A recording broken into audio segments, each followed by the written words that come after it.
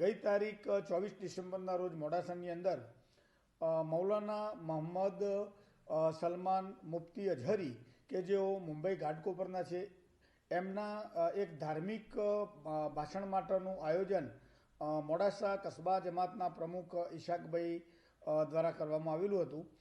જે ભાષણ દરમિયાન મૌલાના સાહેબ એમણે જે ભાષણ કરેલું એની અંદર ધર્મ વિરુદ્ધના અને અનુસૂચિત જાતિ વિરુદ્ધના ઉચ્ચારણો કરેલા હતા, જેના આધારે મોડાસા ટાઉન પીઆઈ એ જાતે ફરિયાદી બની અને ગુનો રજીસ્ટર કરેલો, જેની અંદર આ ધાર્મિક આયોજનના જે સંચાલક હતા, આયોજક હતા, એ ઈશાકભાઈ ની પણ ગઈ 9 તારીખે ધરપકડ કરવામાં આવેલી અને રિમાન્ડ પૂર્ણ થતો એમને પણ કોર્ટ કસ્ટડીમાં કેદ રહેવા માટે મોકલી આપેલા. જ્યારે મૌલાના મુફ્તી અઝહરીને પણ ગઈ 12 તારીખે નામદાર કોર્ટ સમક્ષ રજૂ કરેલા અને એમના રિમાન્ડ આજે પૂર્ણ થતો કોર્ટમાં રજૂ કરતો નામદાર કોર્ટે એમને જ્યુડિશિયલ કસ્ટડીમાં કેદ રહેવા સારું સાબરમતી જેલ અમદાવાદ ખાતે મોકલી આપેલ છે.